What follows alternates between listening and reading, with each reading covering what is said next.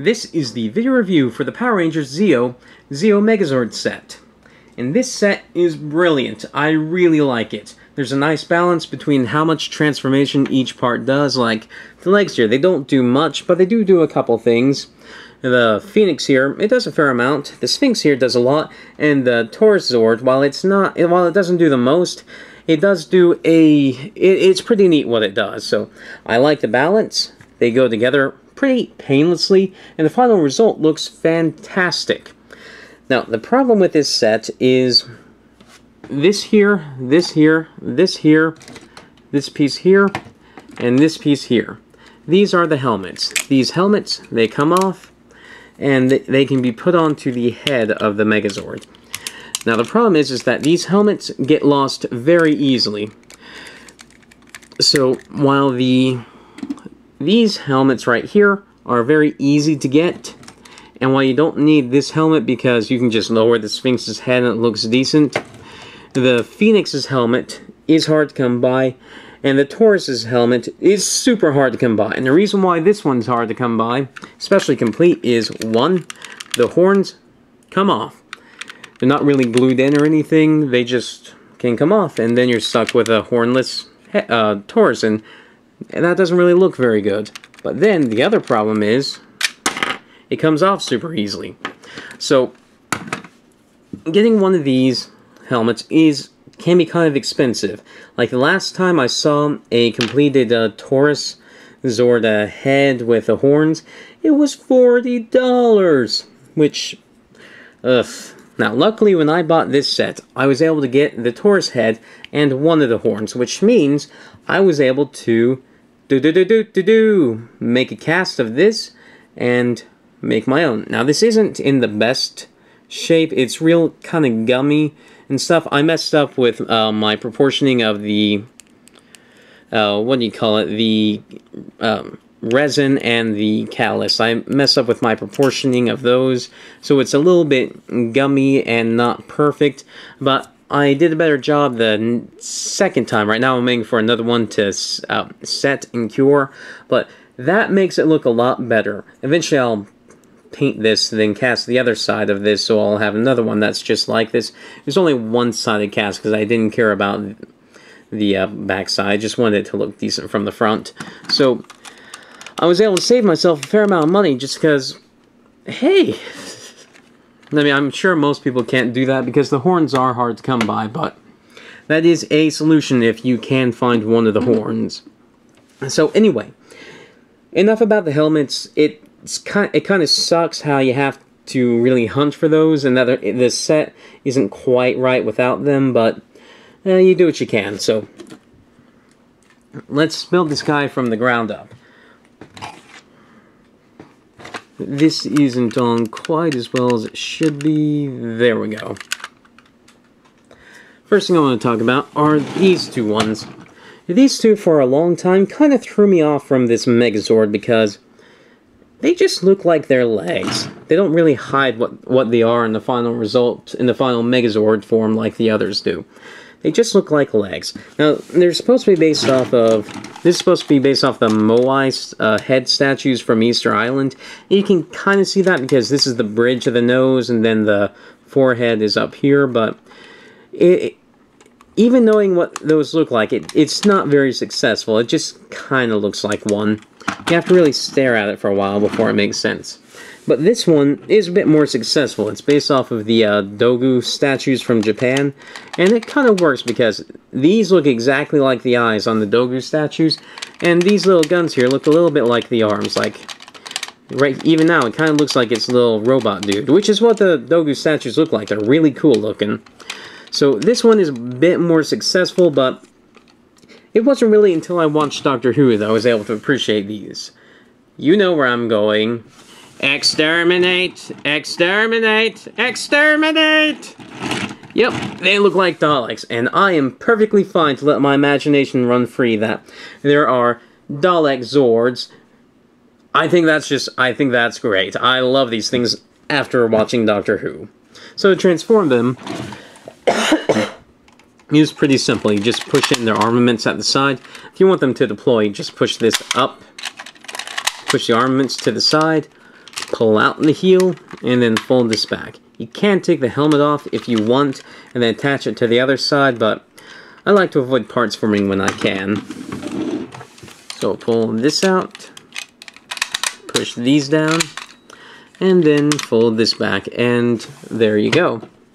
Put these off to the side, and let's look at the Taurus. The Taurus, as far as transformation, is probably my favorite because it's pretty neat what it does. What you do is you take the tail, push it up, then take these, squeeze them, and then push this in.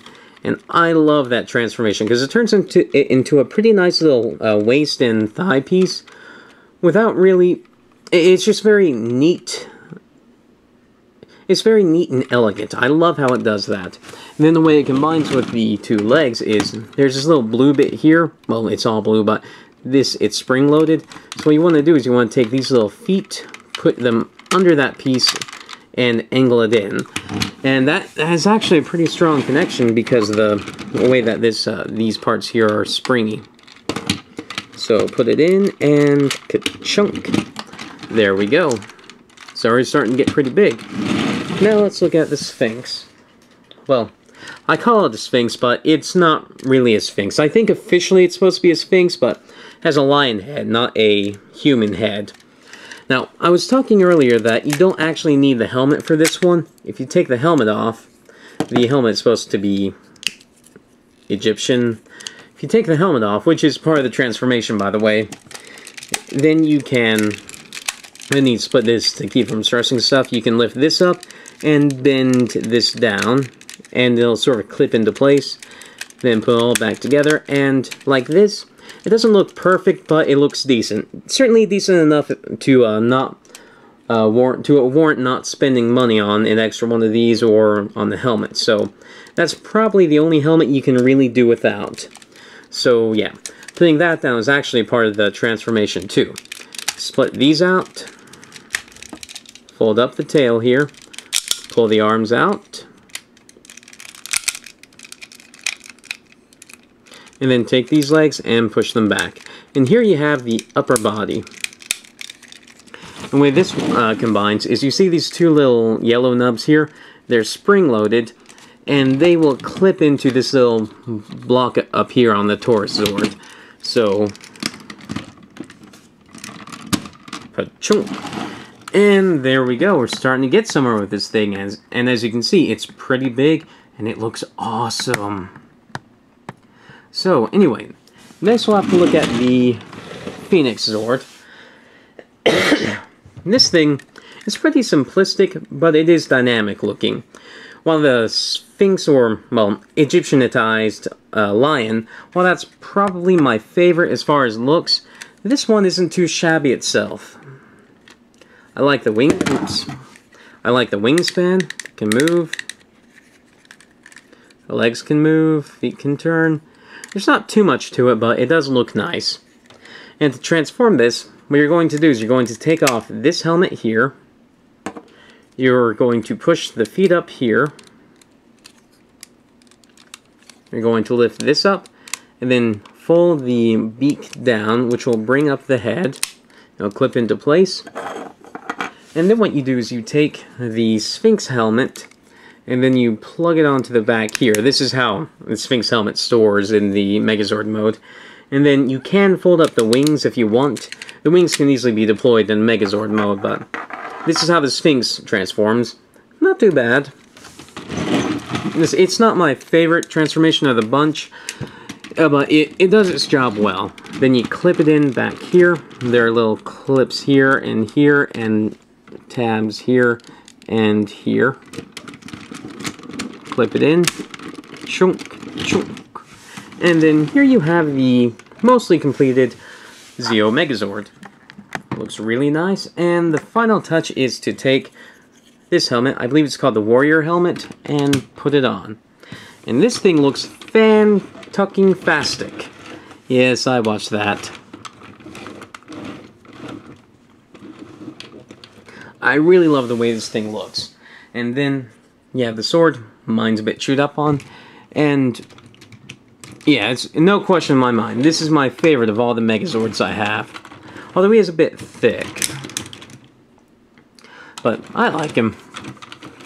You can spread out his wings, and then from the front, he ends up looking even more impressive. Ta-da!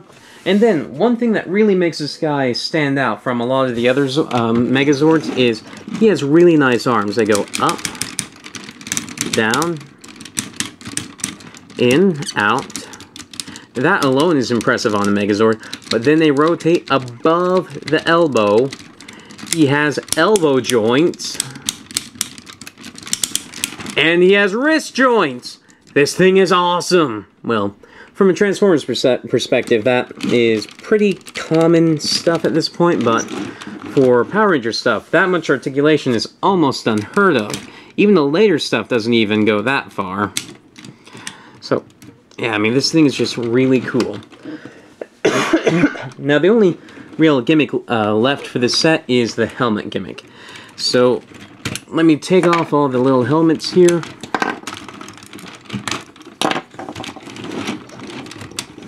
And I'll show you what they look like.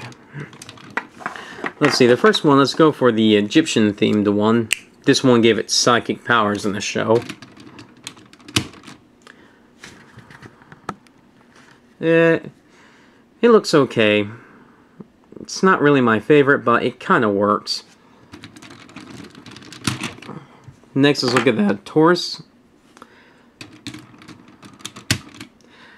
I'm not really sure I'm in a good place to judge because I don't really have the good horns. I mean, I think the horns look decent in the Taurus Zord mode, but as a helmet, maybe it would work better with a properly painted and, well, just the real horns. Maybe it would look a lot better with that, but it's also the hardest one to get off of there, which is strange because it comes off of the here so hard. And then we have this one. This gave it like space powers and stuff. The thing that kind of sucks about this set is that the only helmet that looks decent is the Sphinx helmet.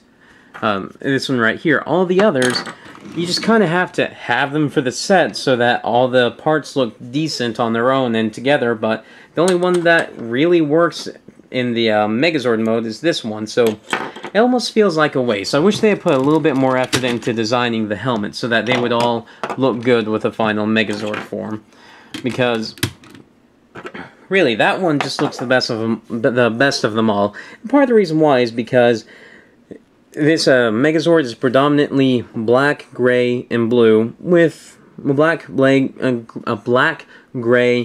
blue, and gold. It really needed a red in there. The red really makes the entire thing pop, and why this thing does look pretty good in profile. The red is what really makes this color scheme work, and it just has to have some red. For the others to not have red, it's just kind of...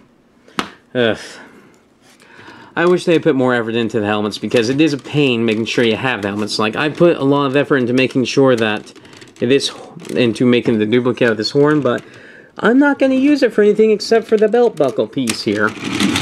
So, that's really my only complaint about this set. You gotta have all the helmets, but they don't do shit. But otherwise, it's a very nice set. I really do like it. I highly recommend it. If you can find all the pieces, oh man, go ahead. You're in for a treat.